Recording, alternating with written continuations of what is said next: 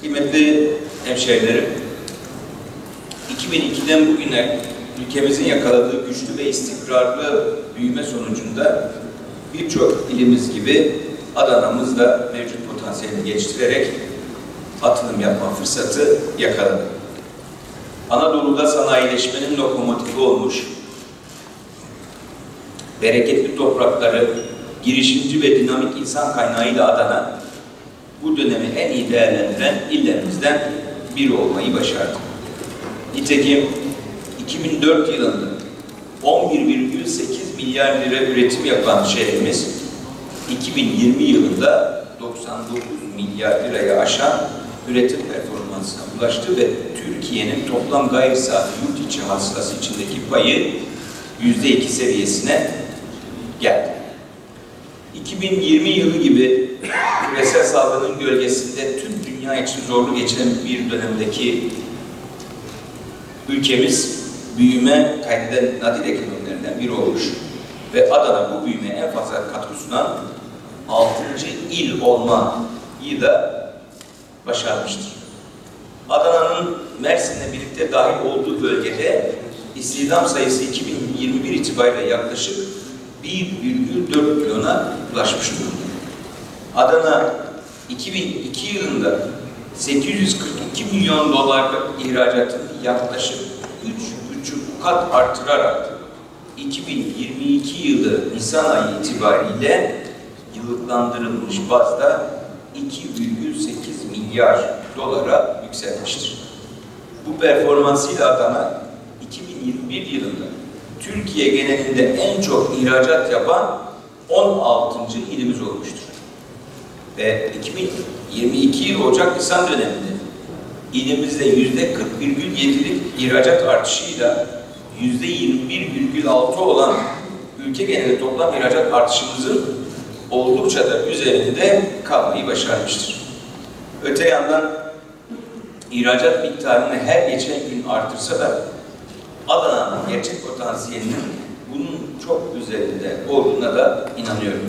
Türkiye üretim, ihracat, yatırımlar ve istihdam bakımından son dönemde önemli başarılara imza attı. 2021 yılında sağlık koşullarına rağmen %11 oranında büyüyerek son 10 yılın en yüksek performansına ulaştı. Ve G20 ülkeleri arasında en hızlı büyüyen ekonomi oldu. Ekonomimiz 2022 yılının ilk çeyreğinde de yıllık bazda reel olarak %7,3 büyüyerek güçlü performansına devam etti.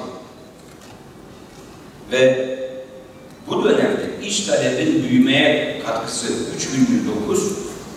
net iç talebin katkısı ise 3,5 puan şeklinde gerçekleşti. Tam bir denge haline gidiyoruz. Böylece 2021 yılı ilk çeyreğinden itibaren elde ettiğimiz dengeli büyüme kompozisyonu 2022 yılının ilk çeyreğinde de devam ettirdik. Türkiye, pandemi sonrası dönemde küresel tedarik zincirinde yaşanan kırılmaları en iyi şekilde değerlendirerek önemli ihracat fırsatlarını da yakaladı. 2002 yılında Türkiye'nin dünya ihracatından aldığı pay 0,55 %. 2021 yılında %1 eşiğini aşmış durumda. Neredeyse 2 katı. Bu rakamlar son 20 yılda ülkemizin dünya ortalamasının neredeyse 2 katlı bir hızla yol aldığını ve bunun net olarak ortaya koyduğunu gösteriyor. Nitekim ihracatımız 2021 yılı sonunda 225,3 milyar dolara, ancak 2022 Mayıs sonunda 242,6 milyar dolara ulaşarak tarihi rekorlar kırdı. Değerli dostlar, son 21 ayın 19'unda sürekli rekor kırıyoruz. İhracatçılarımızın devam eden gayretleriyle 2022 yılında 250 milyar dolar ihracat bedelimize ulaşacağımıza yürekten inanıyorum. Sayın Cumhurbaşkanlığımızın liderliğiyle Cumhuriyet'in 100. yılındaki hedefimiz de inşallah 300 milyar dolar olacak. Yeni rekor rekorları hep beraber kırmaya devam edeceğiz. Ülkemiz ekonomisinde kat ettiğimiz mesafeler iş gücü piyasasına da olumlu yansıyarak hem istihdamın hem de iş gücü veriminin artmasına sebep oluyor. Böylece toplam istihdamımız 2022 yılının Nisan ayı itibariyle 30,4 milyon kişiye ulaşmış. Salgının derine hissedildiği 2020 yılı Nisan ayına göre oluşturduğumuz ilave istihdam 5 milyonu aşmış durumda. Değerli dostlar, 5 milyonu aştı. Böylece salgın öncesi döneme göre OECD ülkeleri arasında istihdamı artıran en çok arttı. Türkiye oldu. Tüm veriler Türkiye'nin üretimde, ihracatta ve en önemlisi istihdamda atılımlar yaptığını açıkça gösteriyor. Küresel ekonomideki zorlukların önemli ölçüde arttığı bu dönemde elde ettiğimiz başarılarla kuşkusuz Sayın Cumhurbaşkanımızın liderliğinde uyguladığımız makro politika seti etkili oldu.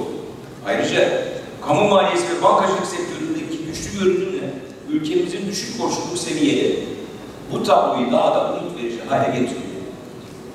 Ocak-Mayıs 2002 döneminde bütçe 124,6 milyar lira fazla vermiş durumda. Mali disiplin devam ediyor. Önümüzdeki süreçte kamu maliyesindeki sağlam duruşumuzu da kararlılıkla sürdüreceğiz. Küresel ölçekte yaşanan büyük çalkantılara rağmen ekonomimizdeki tüm bu başarı ve kazanımlar ortadayken bir kısım çevreler ne yazık ki ülkemiz üzerinde karamsar senaryolar üretmekte ısrar ediyor. Satın alma gücü paritesine göre 18. sıradan 2021 yılı itibariyle 11. sıraya yükselen bir Türkiye. Konjonktüre birkaç veri kullanarak gölgede bırakılmaya çalışılan da gene Türkiye. Hatta Türkiye ekonomisinin bir serbest piyasa ekonomisi olduğunu sorgulatmak için ısrar çeşitli mecralarda olmadık spekülasyonlara girişiyor. Türkiye serbest piyasa koşulları altında istikrarlı ve dengeli bir şekilde büyümeye devam eden liberal bir ekonomidir. Tüm dünyada Rusya-Ukrayna savaşı ve kuraklık nedeniyle salgının da tetiklediği öncesinde artan gıda fiyatları, yükselen enerji fiyatları, arz talep uyumsuzlukları, tedarik zincirindeki bozulmalar ve artan navlun maliyetleri sebebiyle bugün gelişmiş ve gelişmekte olan ülkeler dahil yüksek enflasyonla bir sorun yaşıyor. İstisnasız bütün dünya ülkeleri. İçinde bulunduğumuz 2022 yılında Brent petrolünün ortalama varil fiyatı %50'nin üzerinde artışla bugün 120 dolar seviyesine kadar yükselmiş durumda. Doğalgaz fiyatları ise 2020 yılından bu yana yaklaşık 10 kat artış göstermiş. Girdi maliyetlerindeki bu olağan dışı artışlar doğal olarak ülkemizdeki fiyatlamaları da etkiliyor. Hayat pahalılığına sebep oluyor. Bununla birlikte fiyatlardaki yükselişte artmayan maliyet artışı kaynaklı faktörlerin belirtisi olmasa fiyatlardaki bu bozulmanın geçici nitelikte olduğunu da işaret ediyor. Büyük ölçüde dışsal faktörlerden ve beklentilerdeki kötüleşmelerden kaynaklanan fiyat artışlarının vatandaşlarımıza asgari düzeyde yansıması için azami bir gayret gösteriyor ve gerekli adımları hız kesmeden atmaya devam ediyoruz. Hane halkının tüketim sepetinde önemli yer tutan gıda, temizlik ve hijyen malzemeleri gibi belirli ürünlerde ve meskenlerde kullanılan elektrikte KDV indirimini gerçekleştirdik. Ayrıca kamunun önemli bir oyuncu olduğu sektörlerdeki yönlendirilen fiyatlar vasıtasıyla enflasyon baskıları da azaltıcı tedbirler aldık. Elektrik ve doğalgaz gibi stratejik alanlarda yüksek oranlı sübvansiyonlarla vatandaşlarımızı, KOBİ ve sanayicilerimizi destekledik, desteklemeye devam ediyoruz. Yakın zamanda da kira artışlarını %25'te sınırlandırdık. Böylece vatandaşlarımızı fahiş artışlardan koruma yönünde önemli bir adım attı. Ayrıca bazı stratejik ürünlere yönelik dış ticaret tedbirlerini devreye aldı. Saydığım tüm bu adımlar kapsamında enflasyonla mücadeleyi desteklemek üzere devlet olarak 2022 yılında 241 milyar lirayı aşan bir vergi gelirinden de vazgeçiyor. Değerli dostlar, vergi kanunlarının yatırımı, üretimi, istihdamı, ihracatı teşvik edecek pek çok düzenleme yaptık. İhracat yapan şirketlerin kurumlar vergisi oranını 1 puan indirdik. Asgari ücreti vergi dışı bıraktık. Yeni nesil teknoloji gelişmesine teşvik etmek amacıyla Türkiye'de gerçekleştirilen Ar-Ge faaliyetleri kapsamında üretilen elektrikli motorlu taşıt araçların geliştirilmesi için alınan mühendislik hizmetlerinde 2023 yılı sonuna kadar KDV istisnası getirdik. KDV'de isteğe bağlı tam tevkifat uygulamasını hayata geçirdik. Ticarette mal alım satım işlerinde sahte belge nedeniyle KDV'den sorumlu tutulacak kaygısı yaşayan tüm mükelleflerimize önemli bir kolaylık getirdik. Tarafların anlaşmasına bağlı olarak satıcıya ödenecek KDV'nin tamamının devlete ödenmesi durumunda bu alışverişteki belgelerden hiçbir şekilde sorumlu olunmamasını sağladık.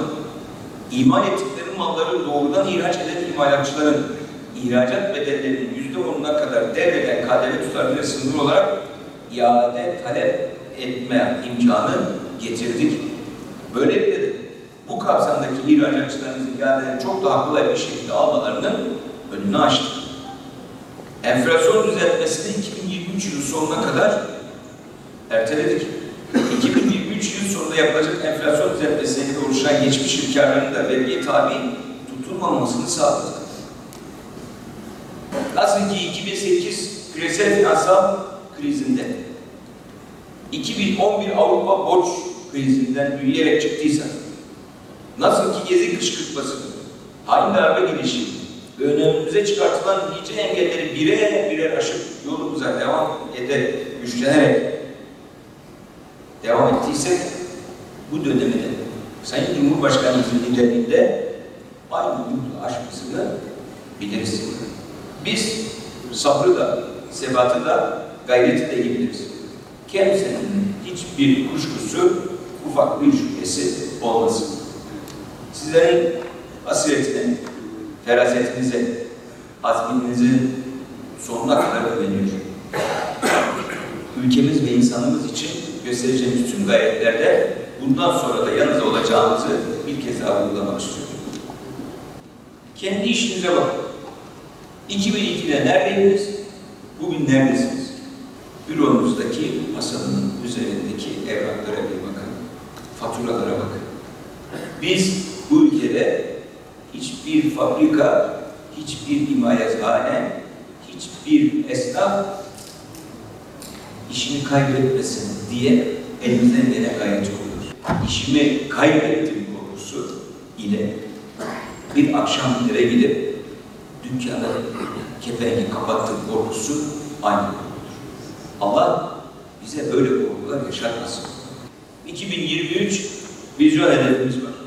2023'ü aşacağız ve 21. yüzyılın Türkiye'nin yüzyılı olduğunun damgası vura vura sorunların üstesinden gele gele bu milletle beraber yürümeye